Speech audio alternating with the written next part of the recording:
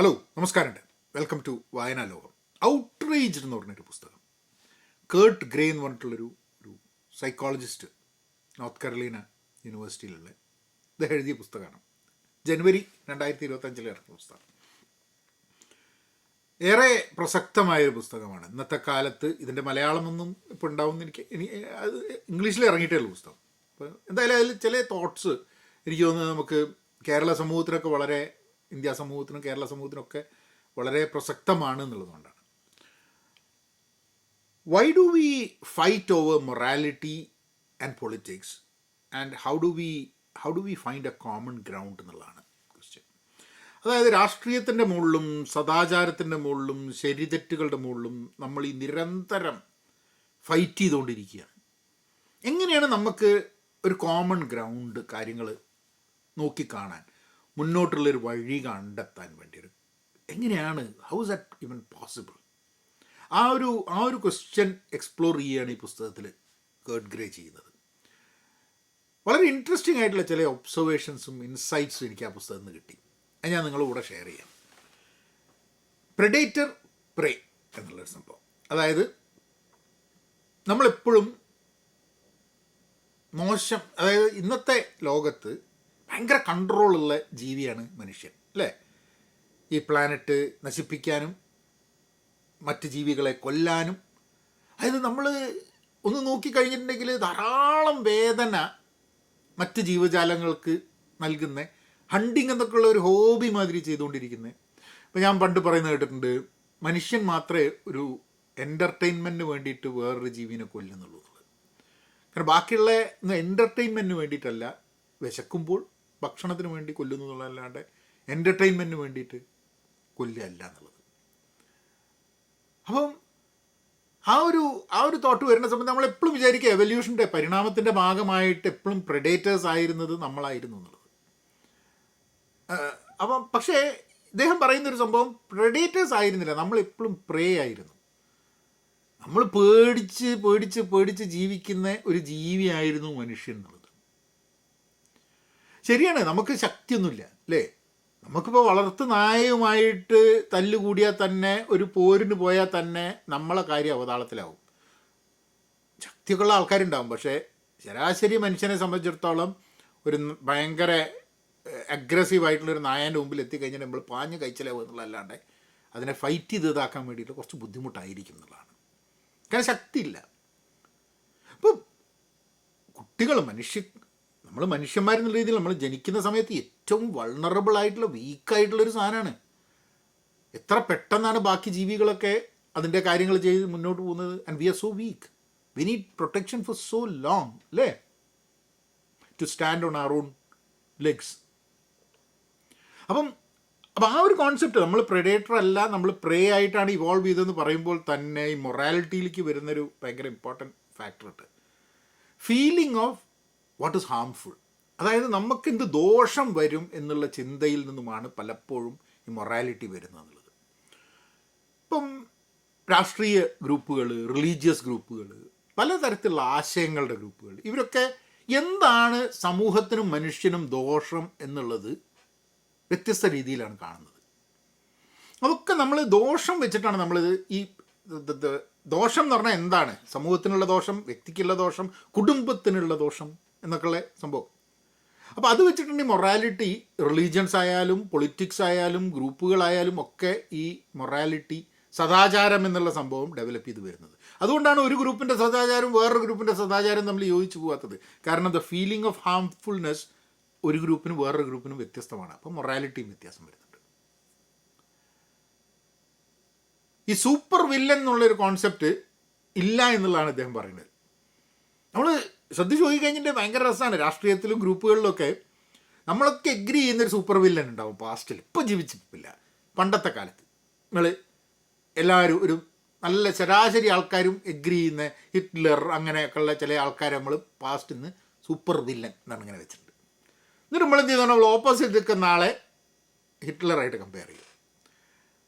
അപ്പോൾ അത് ഭയങ്കര ഒരു സംഭവമാണ്. കാരണം എന്താണെന്നുണ്ടെങ്കിൽ what you do is that you are kind of comparing someone who is in your opposite camp with a super villain that we all agree. അതേ ആൾ എന്നെയും അതേമാതിരി സൂപ്പർ വില്ലൻ എന്നുള്ള പൊസിഷൻ വയ്ക്കും.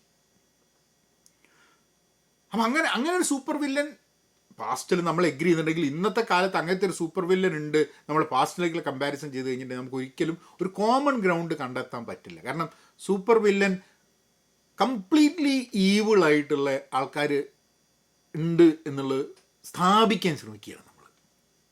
And that is where the problem is.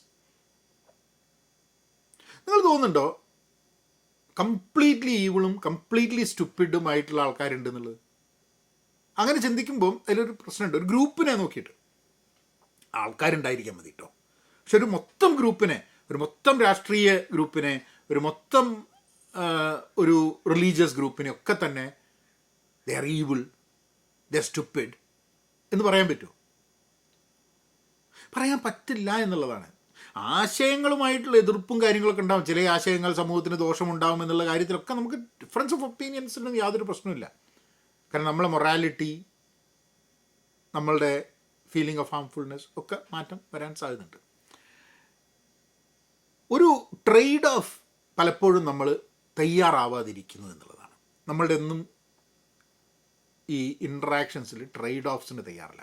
Trade off എന്ന് പറഞ്ഞു കഴിഞ്ഞിട്ടുണ്ടെങ്കിൽ ഇത് മോശമാണ്, ഇതും മോശമാണ്, പക്ഷേ ഈ രണ്ട് മോശമായ സാധനങ്ങളും ചെയ്യാണ്ടിരിക്കുക എന്നുള്ളത് നടക്കില്ല. അപ്പോൾ നമ്മൾ ഒരു മോശമായിട്ടുള്ള സാധനം ഇത് ആയിക്കോട്ടെ, അത് വേണ്ട എന്നുള്ളത്. ആ ഒരു ട്രേഡ് ഓഫ് ഒരു എഗ്രിമെൻറ്റിലേക്ക് എത്തണം. എങ്ങനെയാണ് ഒരു എഗ്രിമെൻറ്റിലേക്ക് എത്തുന്നത്? നമ്മൾ എപ്പോഴും ഒരു ഡിബേറ്റും അല്ലെങ്കിൽ എല്ലാത്തിലും ജയിക്കണം എന്ന് വിചാരിച്ചു കഴിഞ്ഞിട്ടുണ്ടെങ്കിൽ അവിടെ കോൺവെർസേഷൻ ഇല്ല, സംഭാഷണങ്ങളില്ല. അവിടെ നമ്മളൊക്കെ ഒരിക്കലും നമ്മളുടെ എതിരെ നിൽക്കുന്ന ആളെ മനസ്സിലാക്കാൻ വേണ്ടിയിട്ടുള്ള ഒരു ആവശ്യമില്ല, ഒരു ഇൻസെൻറ്റീവ് ഇല്ല ഇന്നത്തെ ലോകത്ത്. വലിയൊരു പ്രശ്നമാണ്. നമ്മളൊരു കമ്പനിയിൽ വർക്ക് ചെയ്യുന്ന സമയത്ത് ആ കമ്പനിയിൽ നമ്മളുടെ അഭിപ്രായത്തിൽ നിന്നും വ്യത്യാസമുള്ള ആൾക്കാരുമായിട്ടും യോജിച്ച് വർക്ക് ചെയ്യാൻ നമ്മൾ ബാധ്യസ്ഥരാണ്. അതിനൊരു ഇൻസെൻറ്റീവ് നമുക്കുണ്ട്. കാരണം എന്താണെന്ന് പറഞ്ഞു കഴിഞ്ഞാൽ, അല്ലെങ്കിൽ ആ കമ്പനിയിൽ കിടന്നിട്ടുള്ള ആൾക്കാരൊക്കെ തല്ലുകൂടി കഴിഞ്ഞിട്ട് നമ്മളെ കമ്പനിയിൽ നിന്ന് പുറത്താക്കും. അപ്പോൾ അവരൊക്കെ ആയിട്ട് യോജിച്ച് വർക്ക് ചെയ്യേണ്ട ഒരു ആവശ്യം നമുക്ക് വരുന്നുണ്ട്. പറ്റാത്ത കേസസ് ഉണ്ട്, ഇല്ല എന്നല്ല. പക്ഷേ സാമൂഹ്യ മാധ്യമത്തിലൊക്കെ നമ്മളായിട്ട് എതിരുള്ള ആൾക്കാരെ നമ്മൾ മനസ്സിലാക്കേണ്ടതിന് നമുക്കൊരു ആവശ്യമില്ല, നമുക്കൊരു ഇൻസെൻറ്റീവ് ഇല്ല. അത് നമ്മൾ തന്നെ ജനറേറ്റ് ചെയ്യേണ്ട ആവശ്യമാണ്. എൻ്റെ അഭിപ്രായത്തിൽ നിന്നും വ്യത്യാസമായിട്ട്, എൻ്റെ മൊറാലിറ്റിയിൽ നിന്നും, എൻ്റെ സെൻസ് ഓഫ് ഹാംഫുൾനെസ്സിനൊക്കെ വ്യത്യസ്തമായി ചിന്തിക്കുന്ന ഒരാളെ മനസ്സിലാക്കാൻ വേണ്ടി, എന്തുകൊണ്ട് അയാൾ അങ്ങനെ ചിന്തിക്കുന്നു എന്ന് മനസ്സിലാക്കാൻ വേണ്ടി it is important that I have to have that sense. അത് ഞാൻ പേഴ്സണലി എടുക്കേണ്ട ഒരു സാധനമാണ്, ഇനീഷ്യേറ്റീവ് എടുക്കേണ്ടതാണ്. കാരണം എന്താ വെച്ചാൽ സാമൂഹ്യ മാധ്യമമോ അതിൻ്റെ അൽഗോരിതമോ നമ്മളെ സമൂഹത്തിൽ നടക്കുന്ന മാധ്യമങ്ങളോ ഒന്നും രണ്ട് ഗ്രൂപ്പിൽ നിൽക്കുന്ന, തമ്മിൽ പോരടിക്കുന്ന ഗ്രൂപ്പിലുള്ള ആൾക്കാരെ അന്യോന്യം മനസ്സിലാക്കിക്കാൻ വേണ്ടിയിട്ടുള്ള ഒന്നും ചെയ്യുന്നില്ല. ആ പോരടി കൂട്ടാൻ വേണ്ടിയിട്ടുള്ള ശ്രമങ്ങളാണ് നടത്തി കൊടുക്കുന്നത്. അപ്പോൾ നമ്മൾ വ്യക്തി എന്നുള്ള രീതിയിൽ നമ്മൾ മറ്റുള്ള വ്യക്തിയെ മനസ്സിലാക്കാൻ വേണ്ടിയിട്ട് ശ്രമം നടത്തണം എന്നുള്ളതാണ്. How do we do that? Because ഞാൻ മറ്റു വിഭാഗം ഈവിളാണ്, സ്റ്റുപ്പിഡാണെന്ന് പറയുമ്പോൾ ആ വിഭാഗം എന്നോട് പറയാണ് എൻ്റെ വിഭാഗം ഈവിളാണ്, സ്റ്റുപ്പിഡാണെന്നുള്ളത്. അപ്പോൾ അങ്ങനെ ചർച്ച ചെയ്യുന്ന സമയത്ത് ഫാക്ട്സ്, യാഥാർത്ഥ്യങ്ങൾക്ക് ഫാക്റ്റ് എന്ന് പറഞ്ഞ സാധനത്തിന് റെലവൻസേ ഇല്ല. കാരണം ഫാക്ട്സൊക്കെ ഞാൻ എന്തെങ്കിലും ഒരു ഫാക്റ്റാന്ന് പറയുന്ന സമയത്ത് മറ്റേ ഗ്രൂപ്പ് പറയും ഇത് ഫേക്കാ, ഉണ്ടാക്കി പറയാന്ന് പറയും. അവരൊരു ഫാക്റ്റ് പറയുമ്പോൾ ഞാൻ പറയും അത് ഫേക്കാണ്. കാരണം മനസ്സിലാക്കാൻ ശ്രമിക്കുമ്പോഴാണ് അയാൾ പറയുന്ന ഫാക്റ്റ് എന്താണെന്നുള്ളത് നമ്മൾ മനസ്സിലാവുന്നത്. Where is he coming from, what makes that person think that way, എന്താണ് അതിൻ്റെ പിന്നിലുള്ള ഡേറ്റ. അതുകൊണ്ടാണ് ഈ ഡേറ്റയും കാര്യങ്ങളൊക്കെ വെച്ചിട്ട്, അപ്പോൾ ഡേറ്റയും ഉള്ള സംഭവം നമുക്ക് ഇന്നുള്ള ഡേറ്റ വെച്ചിട്ടാണ് നമുക്ക് ഒരു കറക്റ്റ്നെസ്, ഒരു ശരി തെറ്റ് മനസ്സിലാവുന്നത്. നാളെ കൂടുതൽ ഡേറ്റ കിട്ടുമ്പോൾ ചിലപ്പോൾ നമ്മൾ ഇന്ന് മനസ്സിലാക്കിയത് മാറി എന്ന് തോന്നുന്നുണ്ടാവും, മാറ്റാൻ പറ്റണം. ആൾക്കാരുടെ സദാചാരം എന്നുള്ളത്, ആൾക്കാരുടെ ശരിതെറ്റുകൾ എന്നുള്ളത് അവരുടെ ജീവിതത്തിൽ മാറിക്കൊണ്ടിരിക്കുന്നതാണ്. ആൾക്കാർ, പാർട്ടികൾ മാറുന്നു, മതങ്ങൾ മാറുന്നു, മതത്തിൽ നിന്നും മതമില്ലായ്മയിലേക്ക് മാറുന്നു, മതമില്ലായ്മയിൽ നിന്നും വേറൊരു മതത്തിലേക്ക് മാറുന്നു. ഇതൊക്കെ അതായത് അവരുടെ മൊറാലിറ്റി, അവരുടെ സെൻസ് ഓഫ് ഹാം, അവരുടെ ശരിതെറ്റുകളെല്ലാം മാറുന്നുണ്ട് ആൾക്കാർക്ക് അവരുടെ ജീവിതത്തിൽ. അപ്പോൾ എന്തുകൊണ്ട് പ്രത്യക്ഷത്തിൽ നമുക്കുണ്ടാകുന്ന ഒരു കോൺവെർസേഷനിൽ നമുക്ക് മറ്റൊരാളെ മനസ്സിലാക്കാൻ വേണ്ടി ശ്രമിച്ചുകൂടാ? ഇതൊക്കെ ഈ പുസ്തകത്തിൽ ഈ ചോദ്യങ്ങളും ഇതിൽ കൂടിയാണ് ഈ പുസ്തകം പോകുന്നത്. And it's very important that ഇങ്ങനത്തെ പുസ്തകങ്ങൾ ചർച്ച ചെയ്യപ്പെടണം എന്നുള്ളത് കൊണ്ടാണ് ഇങ്ങനൊരു വീഡിയോ ചെയ്യുന്നത്. മലയാളത്തിലുണ്ടോ ഈ പുസ്തകം തന്നെ? പക്ഷേ ഞാൻ പറഞ്ഞ സംഭവങ്ങളൊക്കെ മലയാളത്തിലാണ്. ആ പുസ്തകം വായിച്ചാലും വായിച്ചില്ലെങ്കിലും ഈ വിഷയങ്ങളൊക്കെ ചർച്ചയിൽ വരണം എന്നുള്ളൊരു ആഗ്രഹം കൂടി ഉള്ളതുകൊണ്ടാണ് ഇത് പറഞ്ഞത്. We are all being forced to be ഔട്ട്റേജ്ഡ്.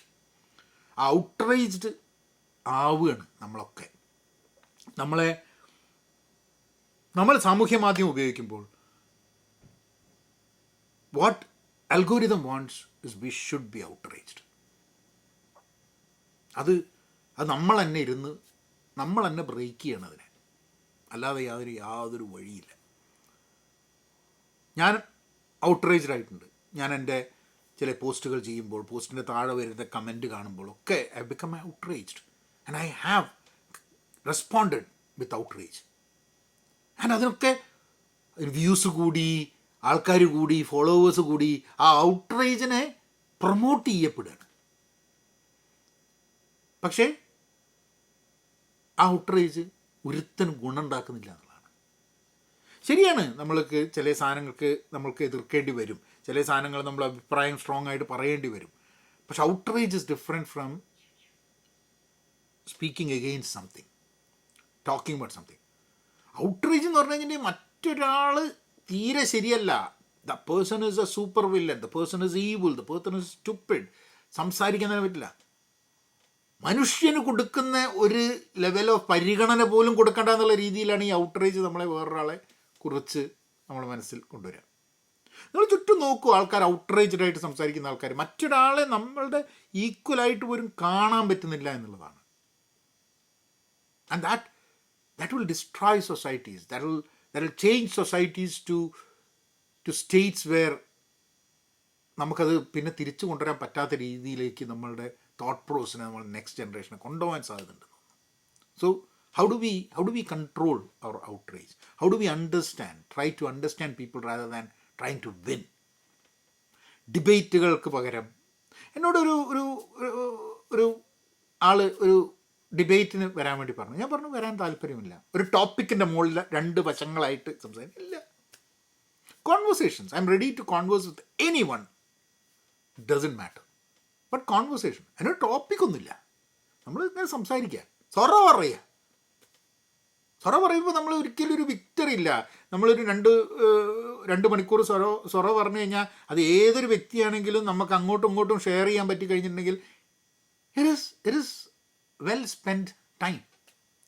അങ്ങനെ കാര്യങ്ങളെ നോക്കി കാണാൻ വേണ്ടി ഇപ്പോൾ പറ്റുമോ എന്നുള്ളൊരു ചോദ്യമാണ്. വായിക്കുക കേർട്ട് ഗ്രേൻ്റെ ഔട്ട്റേജ്ഡ്. നവനങ്ങനെയൊക്കെ